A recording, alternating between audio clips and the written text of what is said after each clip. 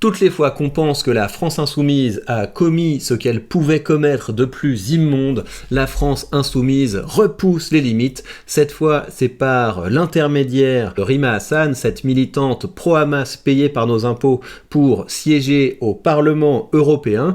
Et vous avez eu une résolution du Parlement européen pour exiger la libération de Boualem Sansal et elle a voté contre. Vous avez également Marion Aubry qui s'est abstenue, ainsi qu'une poignée d'autres extrémistes qui ont voté contre. Mais c'est fou quand même cette histoire, on va se replonger un petit peu pour que vous ayez le contexte réalisé qui est Boualem Sansal. Donc c'est un écrivain et c'est également un intellectuel engagé contre le totalitarisme, contre l'islamisme également. On va se relire le contexte de son arrestation. Il est naturalisé français par Emmanuel Macron lui-même en 2024. Peut-être qu'il voulait l'arrêter. Peut-être qu'Emmanuel Macron avait lui-même le projet de l'arrêter comme il l'a fait avec Pavel Dourov. Quand Emmanuel Macron vous naturalise, faites quand même gaffe, s'il vous invite à dîner, il peut y avoir un piège. Selon son ami Xavier Driancourt, il cherche alors à s'installer en France où son épouse est hospitalisée. Le 21 novembre, le magazine Marianne révèle qu'arrivé le 16 novembre à Alger, Sansal est arrêté par la police algérienne, il est mis en garde à vue, il risque des peines de prison pour atteinte à l'unité nationale. Donc le jour où vous commencez à avoir des atteintes à l'unité nationale, c'est quand même assez chaud, parce qu'évidemment c'est une catégorie floue, c'est ce qui a permis par exemple Poutine d'enfermer tous les journalistes et tous ses opposants finalement, c'est ce qui permet à l'Algérie d'être une petite dictature avec un vernis de démocratie, et si la France décide de fermer Twitter, on prendra également cette voie-là, mais la France reste quand même un pays un poil plus libre, c'est pour ça qu'il faut se battre pour ce qui nous reste de liberté. Une procédure pénale étant ouverte contre lui, ceci serait lié à de récentes déclarations aux médias Frontières. Quand la France a colonisé l'Algérie, toute la partie ouest de l'Algérie faisait partie du Maroc, blam blam, Oran jusqu'à blablabla, toute cette région faisait partie du royaume. Donc c'est pour ça en fait qu'il est arrêté, c'est dans ce contexte de la... C'est également le même contexte, vous savez pourquoi l'Algérie a décidé de déclencher des influenceurs cassos partout sur le territoire français, c'est également parce que la France a changé sa position diplomatique vis-à-vis de ce conflit entre l'Algérie et le Maroc. En Algérie, la nouvelle est accueillie avec une certaine indifférence, alors que l'hebdomadaire français Télérama décrit Boualem Sansal comme un intellectuel issu de la gauche laïque algérienne. Selon le quotidien algérien en ligne TSA, Sansal est réputé, tant en France qu'en Algérie, adhérer sans réserve aux thèses de l'extrême droite française, donc ça ne peut être que quelqu'un de bien, notamment celles les plus hostiles à l'Algérie. Les médias algériens dénoncent également son position perçue comme favorable au Maroc, dans un contexte marqué par la montée de discours expansionnistes au sein de son royaume. Alors après, faut faire gaffe quand même, quand vous avez un pays qui est en guerre avec un voisin, que vous savez que ce pays est assez arbitraire, et que vous êtes contre la position majoritaire dans ce pays, c'est un peu risqué d'y mettre les pieds. Alors après, voilà, je vais pas dire c'est de sa faute, ce serait débile de tenir ce genre de discours, mais évidemment qu'il y avait un gros risque que l'Algérie décide de l'utiliser comme monnaie d'échange dans ce genre d'histoire. Par ailleurs, il est accusé d'adopter des positions hostiles à l'islam, aux musulmans en général, et plus particulièrement aux immigrés algériens. Sansal est membre du comité éditorial du média français d'extrême droite Frontières, ou Les Méchants. Donc Frontières, c'est juste du journalisme citoyen. Ils balancent des faits, ils font émerger des scandales. C'est assez gênant de préciser d'extrême droite. Je suis sûr que s'ils parlent de Mediapart, ils disent pas le média d'extrême gauche Mediapart. Le 11 décembre 2024, lors d'une audience pour faire appel de sa détention, la chambre d'accusation rejette cette demande d'appel et maintient en incarcération Boualem Sansal. Le 29 décembre 2024, dans un discours à la nation prononcé devant les chambres du Parlement, le président Tebboune a évoqué pour la première fois l'arrestation de Boualem Sansal, qui l'a qualifié d'imposteur dévoyé par la France. Dans ce cas-là, renvoie-le en France, t'as pas besoin de l'emprisonner, mon pote.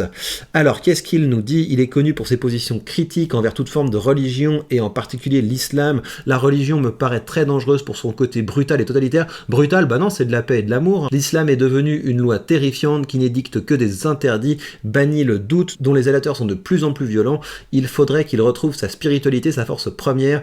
Il faut libérer, décolonialiser et socialiser l'islam. C'est même pas contre l'islam ce qu'il dit. Ce qu'il dit, c'est qu'il faudrait changer un petit peu le logiciel pour que ce soit plus spirituel.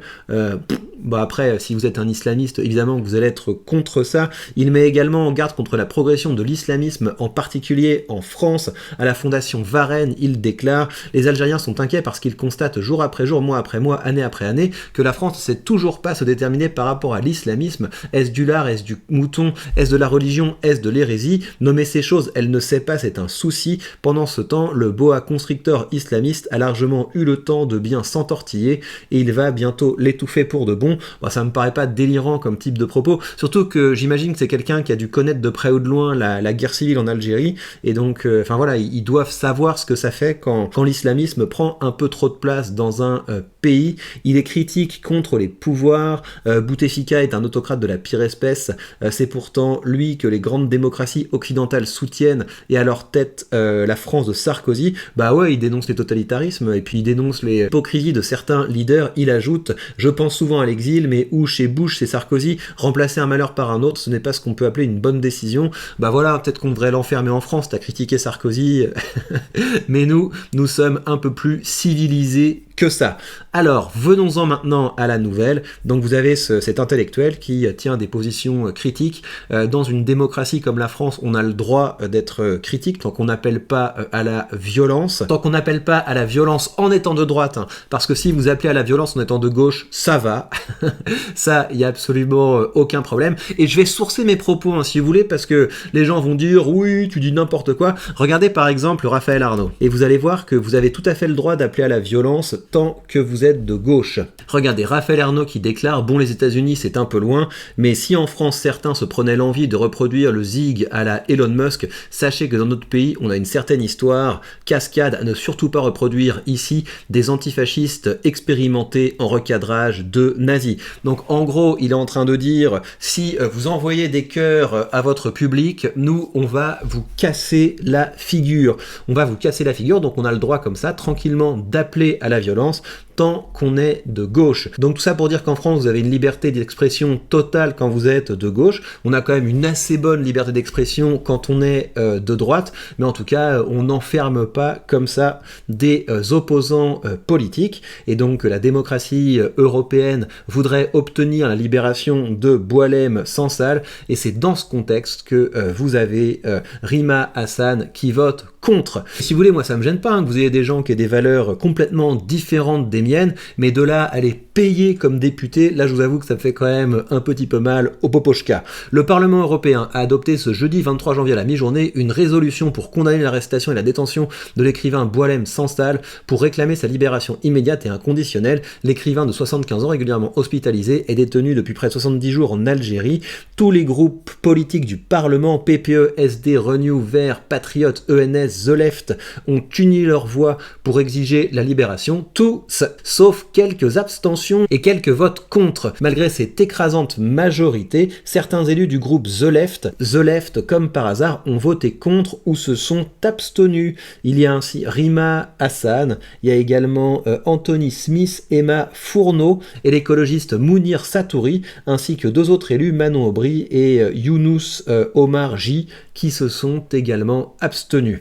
LFI se disqualifie pour parler des droits fondamentaux. Aujourd'hui, des élus de gauche, heureusement minoritaires, choisissent de voter contre une résolution appelant la libération de Boualem Sansal, préférant se faire les relais du régime algérien qui l'a pris en otage malgré son âge et son état de santé, s'insurge François-Xavier Bellamy. Et ouais, très honnêtement, je trouve ça assez choquant, mais quand on connaît un petit peu Rima Hassan, ça n'a rien du tout de choquant. Regardez par exemple cette déclaration. Et ça restera à tout jamais voilà, dans nos cœurs la Mecque des révolutionnaires, de la liberté.